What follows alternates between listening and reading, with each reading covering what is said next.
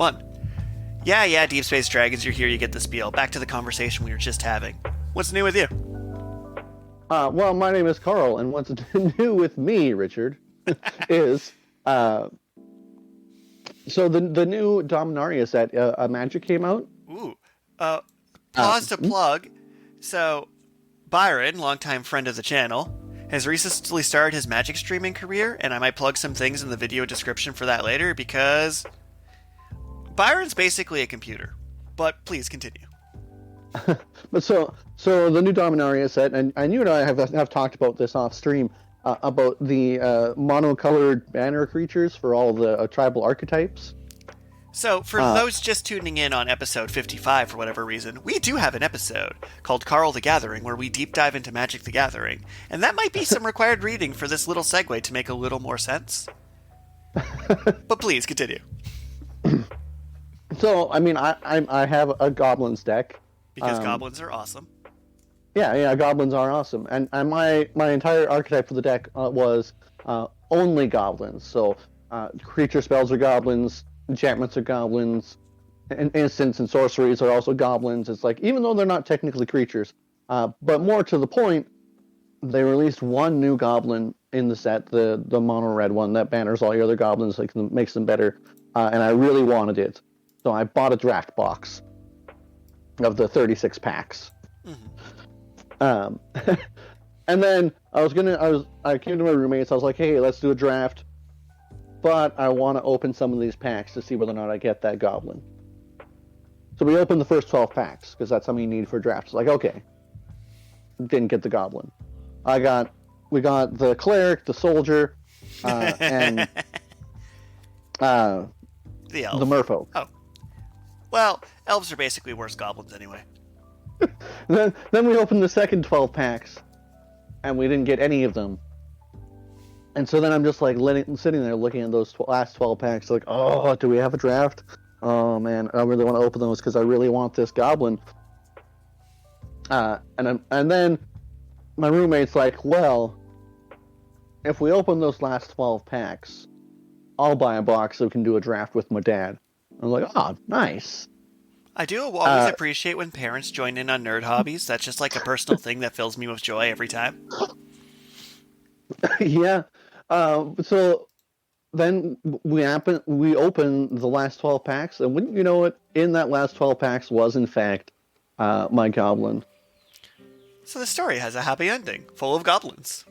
Well, I mean, it kind of has a happy ending. It makes me feel like I spent $190 on a single card that's worth like 35 cents. But no, you spent it on an experience. Well, and I did also convince my roommate to call up his dad and see if he could come over for a draft with the box that he bought. I mean, that specifically makes the story worthwhile. I say with no money whatsoever. But so what's new with you, Richard? So, I went all summer deliberately not having a life, and it was wonderful. The sun was shining, the birds were singing, I imagine, but I was in a cave, and it was great. So it turns out, like, out of all the D&D backgrounds, I would probably choose Hermit for myself to enjoy my life. But the Right. campus is resumed, and I have classes on campus. They're at 8 in the morning, so I'm up at 5 in the morning. And then I'm trying to resalvage that time by listening to podcasts and classes and e-textbooks and Critical Role and all that fun stuff. But I've decided that because it's the first 2 weeks, I'm going to do a ton of socializing so I can then just ghost everyone for the next 12. You know, my classic strategy. Front load to socializing before the workload gets heavy, and then blame the workload and then proceed to live my best life. So, what's funny is I work from an office now, and working from an office has some magical effects. So we're in the tutoring center, which is cool, because I have coworkers to chat with, plus I'm not at my home computer, so I'm honestly more productive. This and that. And occasionally students will wander in and will ask, like, hey, it says tutoring center, help me, I'm lost and afraid. So they come in, I explain that you book it online, and then if you book it online, you can book an appointment with me, this, that, the other thing. But we had one person come in who just didn't quite understand how tutoring was supposed to work. So he comes in the first time and asks if there's a tutor for a hyper-specific program I've never heard of. And we say, you book online. He goes outside, stares in the window, and sits outside the tutor center for an hour. comes back in and asks, and we're like, that's not how this works. So then he sits next to me on my desk, and I'm doing like student enrollment data. So I'm not actually a tutor at the moment. I'm closer to office admin. He's like, oh, just let me show you the problem. You can solve it. I'm like, I cannot. I do not know transitional marketing fundamentals. That has math involved. I don't do math. That is why D&D Beyond should sponsor me. They do the math for me. So this happened 5 times that day, where he would just like wait an hour and come back and try again. And it was deeply confusing. But on a more positive note, something happened that I thought was impossible. So on Tuesday, I just kind of say to the group Discord / yell out in the classroom, who wants to play D&D this week? And then it's like, I do. And then on Friday, we just play D&D that week. I have never just set a time and a place and then had D&D happen. So they built a new student building, which is like a new gym, a bunch of club rooms. It's a nice building. Not everyone's aware that many of these rooms exist, so I have like a super secret study room fireplace D&D lounge. So I tell everyone to meet me in the super secret D&D fireplace lounge. We start our session, but about an hour in, we hear someone yell from the other side of the room, excuse me, some of us are studying and I'm in a lecture right now. So someone went to an abandoned room on the 3rd floor in the new building, saw that there was 8 people playing a board game, went in, sat down, and started complaining that we were being too loud. It wasn't a study room, it's a lounge. So that was the equivalent of going in a bar and telling everyone to stop watching football because you have a physics lecture. But the worst part is I have such default politeness that I like explained you can book quiet rooms and silent rooms and you can go to this section to do this, and they just completely ignored me, sat in their chair, and then half an hour later complained loudly again that we were being too loud. And it's just like, the professional in me wants to always help students succeed, but the dungeon master in me was so furious. But that is a peculiar situation, that's for sure. Because it's like, yeah, if I wasn't having fun, I would have literally walked over and helped this person find a quiet space. But also, why would you go in a room that seats 60 for yourself and be mad that other people are making noise in that? That just seems like self-preservation didn't happen. So we have our D&D session, and I love D&D with new players. New players are consistently my favorite players because their brain hasn't quite figured out how D&D works, which weirdly makes them the perfect role players. So we had a play-by-post campaign running over the summer. And what I decided was everyone could still play their characters. We'd start this new campaign at level 5. However, makes sense. For the sake of new players, we're going to start on the seas on a boat, and they told me that they're paprika merchants who may or may not have been smuggling drugs. I literally just kind of like had a tidal wave launch them into another setting. Like I Ikasa'd them right out of the Sword Coast. So it's like, yeah, you have your character, but everyone you knew and loved just in another world. Enjoy. But just some of my players made me so happy. Like one person comes to me, it's like, okay, I want a goblin that dies every session because they're dating death and they're a death warlock and they're constantly trying to be with their fiancé who keeps saying you're not good enough yet and rejecting them and sending them back to life. Okay. And I, as a DM, I'm like, this is the best gift anyone's given me. You're telling me every week I get to horribly murder your character? So, like, I'm like, oh, wow. Like, next session, they just start impaled on a rock when the ship crashed on a beach, and I'm just so happy for this gift. So, like, D&D shenanigans were good times. We played our Dungeons and Dragons in this abandoned study room in this campus after closing with one angry person in the room hating that we decided to have fun. But I've spent so much time away that just, like, I haven't really slept this week. Yeah. It's like, I'm going to be irresponsible for a bit. Well, I mean, might as well live it up a little bit before the workload gets real heavy again. Oh, for sure.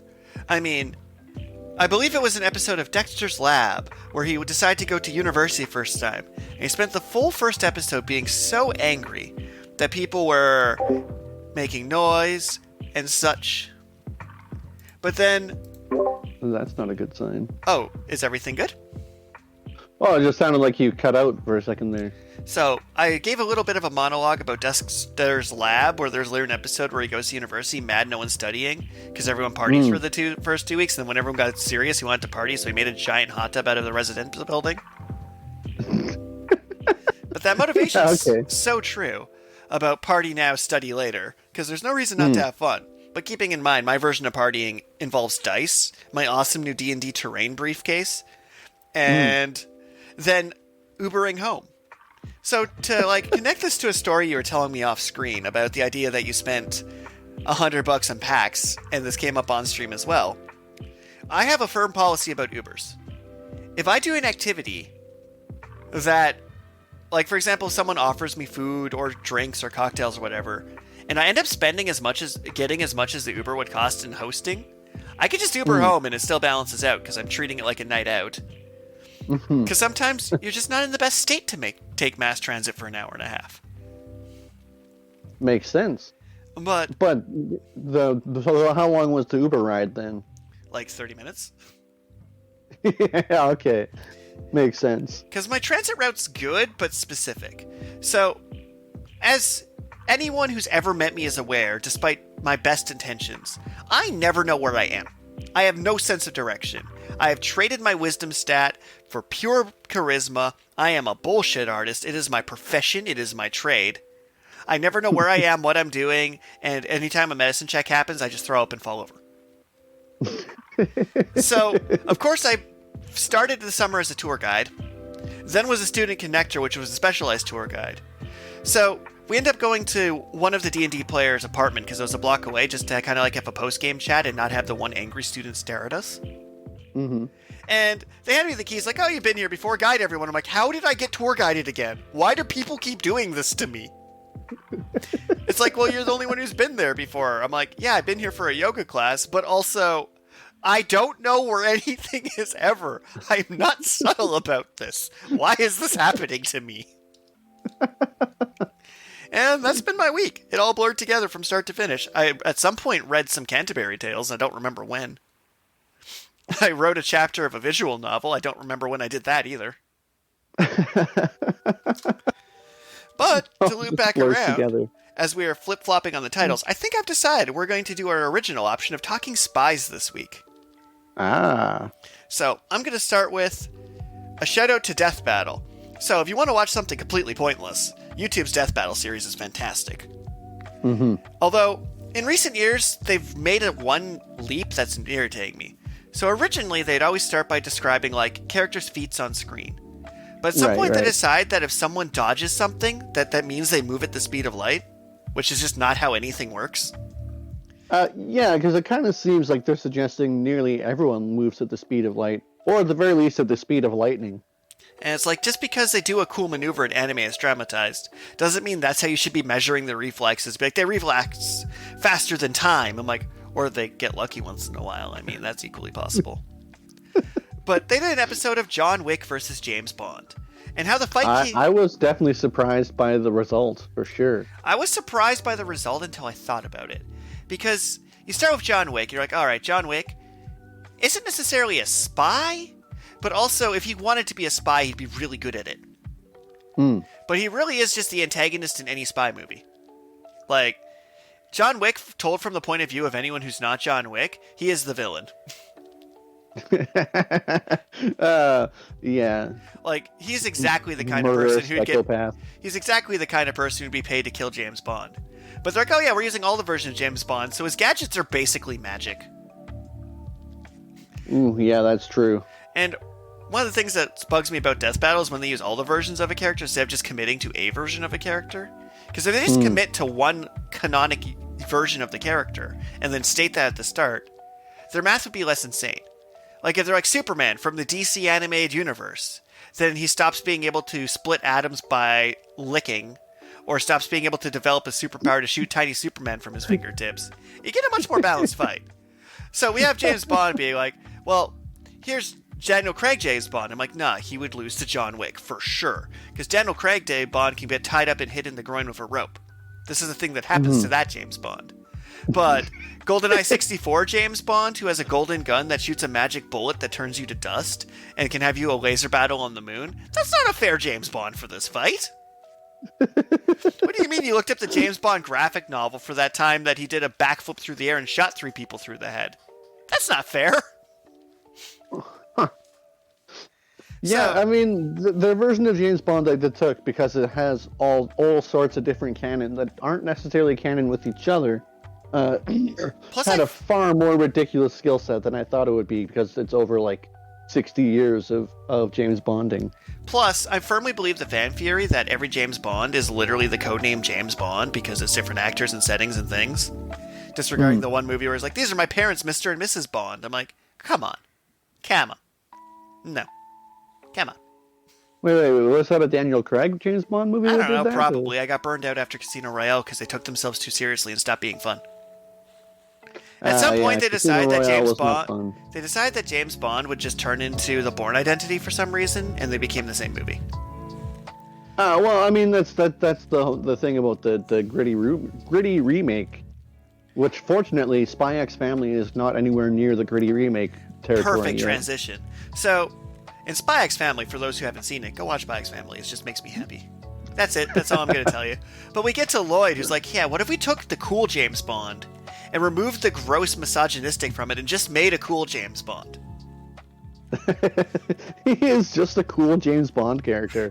So it's like, yeah, he got the masks and the martial arts, and actually he's a spy who's competent at his job. But you're like, you know what we're not going to do? We're going to make him be the most attractive spy ever, but somehow inexplicably chaste.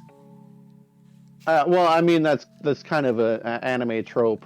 That's such a weird anime trope. Like, it's like, okay, this 30-year-old spy adopts a daughter for his master plan, ends up with an assassin wife. They clearly love each other. Perfect mix. Sleep in separate rooms because, that's how people work. Oh. Not a super hyper realistic character study, I suppose. But it is, because it could just be a cultural thing. Because, I mean, in Canada, we don't really have a birth rate failing problem. Well, at least in Saskatchewan. I mean, off the record, I did have a boss say hypothetically something extremely illegal and sexist about not hiring female employees because they like getting pregnant. Yeah, that was an unfortunate hypothetical conversation. But moving on from misogyny, let's talk James Bond. Oh, just kidding. Nah, he was a misogynist. It's bad. It's a problem. Although in the newest... you go ahead. I was going to say, in the newest James Bond movie I saw, though, they murdered him and gave him a daughter. And tried to make it a big reveal. Yeah. Well, wouldn't that actually have been the Quantum... Yeah. Not Quantum Solace. No, Quantum Solace no one watched and no one enjoyed. I'm sure the word die was in there somewhere. I mean... No, Die Another Day. That was the last one, right? Although I do enjoy that in my work chat when they announced they're doing GoldenEye 64 for Nintendo Switch, my boss like, that's amazing, we can play GoldenEye 64. So my work's all about the idea of playing GoldenEye. I was disappointed that GoldenEye 64 wasn't actually released yet, because it was in the Nintendo Direct. Oh, we'd be playing it right now. Like, while having this conversation, there would just be footage of GoldenEye 64 in the background. As you would play Oddjob, because you're that person. Oh, it's such a weird running joke. I know there's no reason to talk about Super Mecha Champions while we're talking spies, but they released like a junk penguin mech, and me and my brother were immediately, yeah, that's a Karl mech. Penguins. But while we're talking spies, the start of Sakamoto days, because weirdly spies and assassins are basically the same genre. Like in Spy X Family, it's like, one character's a spy, so obviously his wife's an assassin. That's just obviously how that would go. But I do enjoy where they go to like their prissy meeting and they're like, oh, we're going to be openly misogynistic to her. It's like, no, she has other skills and we're partners and you're a jerk. And I'm like, you're right, show. You're right. Take that, traditional gender roles. You can be a great parent and not a cook. That's fair game. How dare you, society? Actually, I find myself agreeing with Spy X Family a lot on a lot of things. Except that they put in the creepy I'm into my sister character that somehow always exists in animes and is not super problematic, even though it's like the most problematic concept imaginable. Yeah, I mean, and there's another series in Shonen Jump that does the same thing with Mashal, where there's just like one character whose only defining character trait is that he's into his sister. It's actually a recurring thing, because I know that's a character in Black Clover as well. Yeah. And in Fairy Tail, and in Naruto, and In Bleach, probably. Yeah, no, in Bleach, that person was a zombie ghost, but it happened. Not One Piece to my knowledge, but we're not going to touch the powder keg that is One Piece. Yet. We'll get there someday. Yeah. We'll get there someday. We got time. One Piece isn't ending anytime soon. But to loop back to Spies and Assassins, the start of Sakamoto days where I'm like, yeah, I'm a retired assassin who just works at a corner store was a brilliant premise. And then it decided to turn into Naruto for some reason. Yeah, it is straight up turned into Naruto. And actually, surprisingly, ninjas, ninjas are basically assassins, which also makes ninjas basically spies, because that's actually part of their reconnaissance work is to go out and spy on things. Like in the tuning exams where the requirement was for them to cheat without getting caught. Man, Naruto had some cool ideas at the start. But to loop back to spies, a lot of these archetypes, part of it's flavor. And when you think spy, at least my brain goes like 20s gang like Chicago in suits. Like, I immediately go Get Smart, old school James Bond, and Spy X Family. That is immediately where my brain goes into the genre, and that's where it's happy. Because spying is so much less interesting when it's The Rock and Shaw and Hobbs. I don't remember who each one is who. Doing like car stealing things. I'm like, no. I want my spies to be suave in a suit. And spying made more sense during like Cold War era to be actually interesting. Right. Because current spies can just blow up 6 city blocks. Because our world is a nightmare, and it turns out you can just go shoot someone in the street and be the president. But back when you did like even fictional Cold War spy, the idea was if your spy gets caught, that could spark an international incident because you can't actually get caught doing your spying because people care that people are spying. Now the spying era with smartphones feels like, why would we need spies? People will just click yes, I'll share my location data and then take selfies. Like, what's even the point of being a spy? You could just type it into Google. The CIA in the U.S., as far as I know, all of their employees are not allowed to use TikTok. Good job. Are now not the allowed CSI to have is TikTok on their phones. Now the CIA is going to cancel our podcast. Good job. Well, they think it's a security risk, and actually they're going so far as to say that none of their family members can have TikTok on their phones. I mean, it's way wise though. Like, if I was an intelligent person, I wouldn't be doing social media advertising for myself. But instead, I'm an author, so I'm like, you know what? Odds are statistically I die in the street anyway. I might as well go all in. Go all in.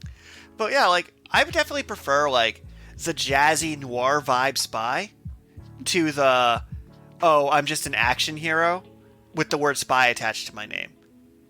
Like, that's part of what weirdly killed Sakamoto days for me. Is like, man, you're a badass assassin, but now we're just having martial arts fight in the streets being super obvious, and that's just less compelling. I definitely agree. And I mean, like, what is the point of a spy if there isn't smooth jazz in the background? Like, what's even the point? What are we doing here? Because, like... Okay, but so do you think that actual spies actually do a lot of paperwork? Because I feel like they probably do. Like, I'm trying to think of some, like, more traditional live-action movies like Argo and things where, like, the goal is actually to acquire information as a spy. And it's like, yeah, no, if you're actual spying and your, like, job is to get documents and paperwork... Like, recording what you do is more important than what you do, because that's much less action hero and more actual spy. Like, the James Bond is like, I'm spy with a license to kill. Or Sterling Archer as a spy. Sterling Archer is a perfect example of where the spy trope went.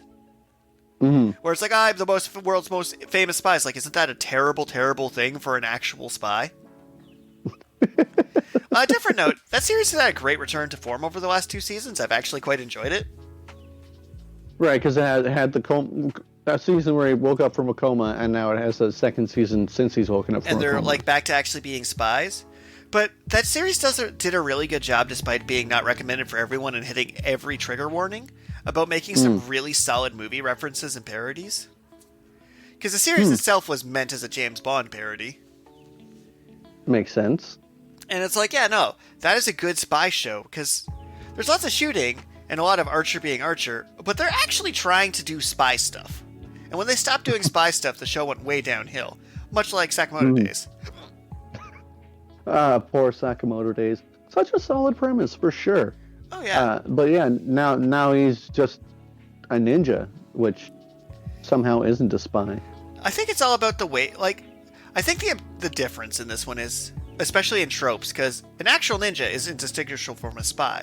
But we talked in our ninja episode how societal expectations and people copying each other and mnemonics results in a character being made as a trope, and then people being inspired by that trope to the point where the trope becomes the actual character rather than what it was supposed to originally be.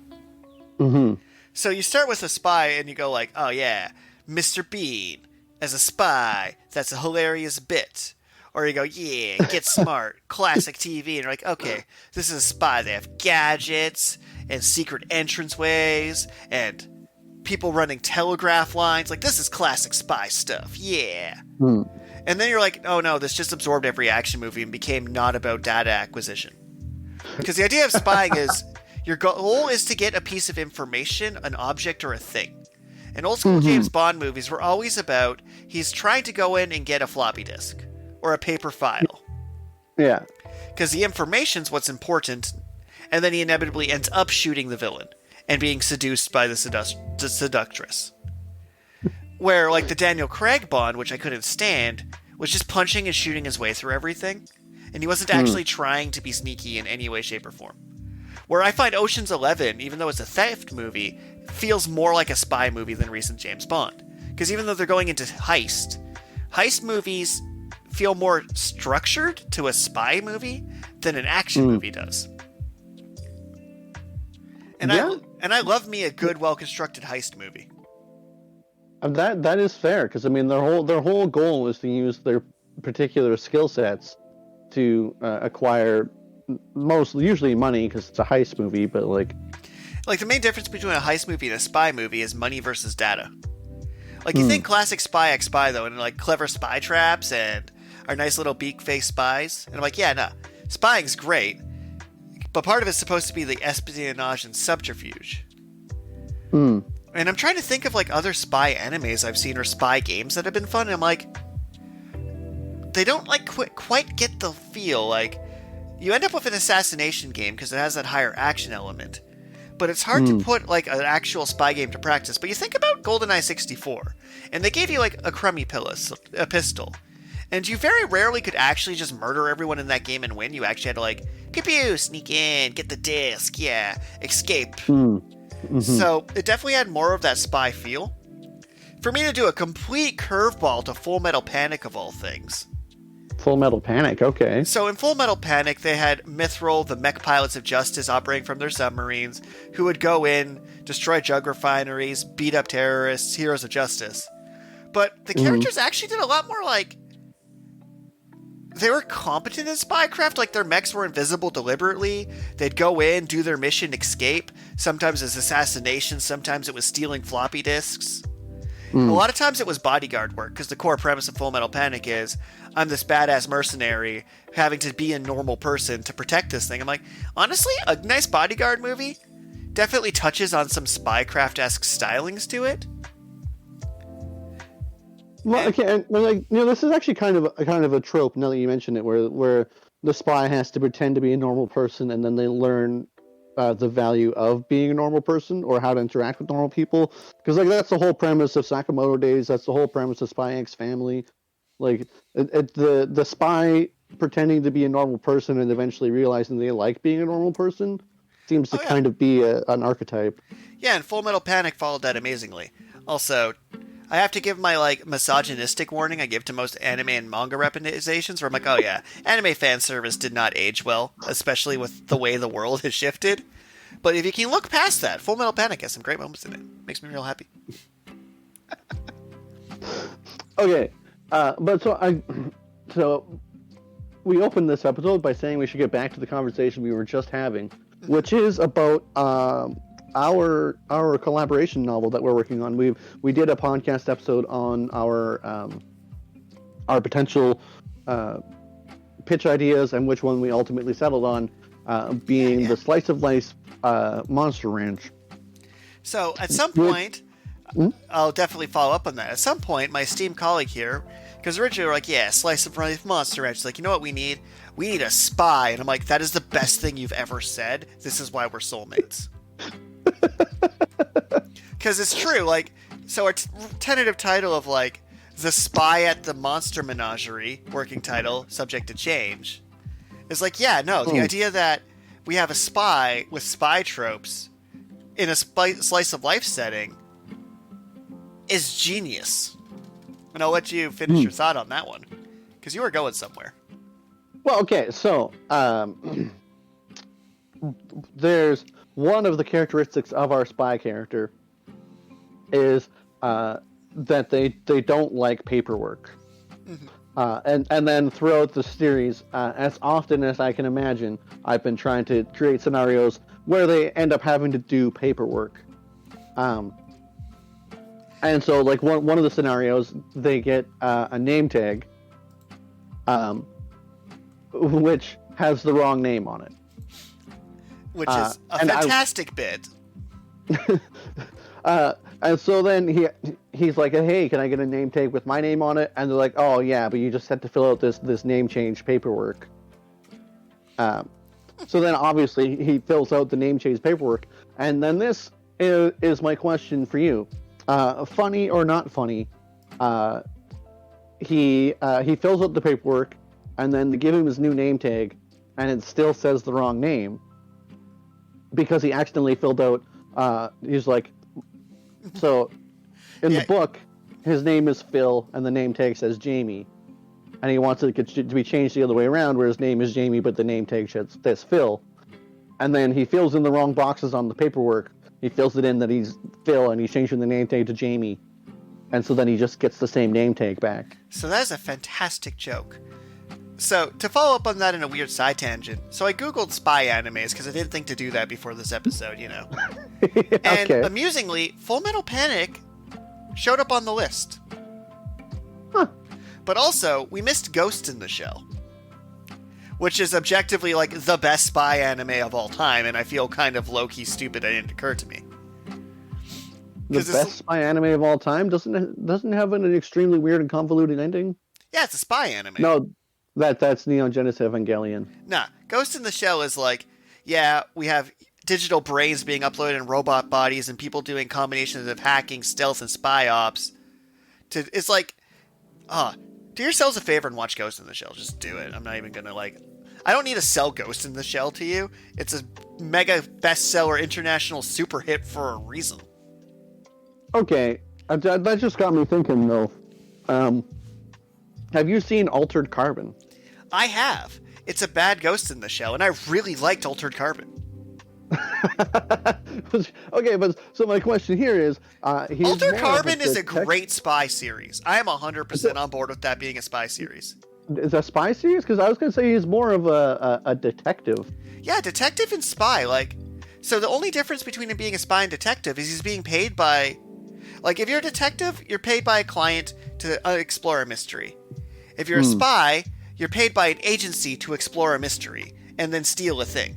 He does more of the stealings of things. So he's definitely hired to be this person, acquire this thing, be his friend. I'm like, man, Altered Carbon was so good. Altered Carbon was a really good show. So I think I just realized combining spycraft with sci-fi is weirdly my actual favorite genre, a sleeper hit that I wasn't expecting and didn't know this about myself. Because, Altered Carbon was amazing. And a weird number of things I like have made it onto this list. Did you ever see Ghost in the Shell? Night Raid 1931. It's literally a spy anime about the Sino-Japanese War and World War I. Oh. And it follows a spy agent's tree. Huh. Sometimes I love anime that are just more letting themselves be subtle. I'm a big Show and Jump fan, but sometimes I like to have a little bit more nuance going on. Yeah. I mean, of course, Spy X Family's on this list. They put Future Diary on here, and I'm not sure that's true. Yeah, I mean, that's not really a spy show. Not really. There is, the teenage detective kid who's trying to solve it. He had his Future Diary, and he had, the bulletproof vest under the rubber suit because he saw all these murders coming. Yeah, but he's not really hired by anyone. He's just thrust into a mystery. Because detective and spy have a lot of overlap. Detective Conan hits most of the spy checkboxes, but he's really just doing police procedural mysteries. Well, and back to Future Diary again. It's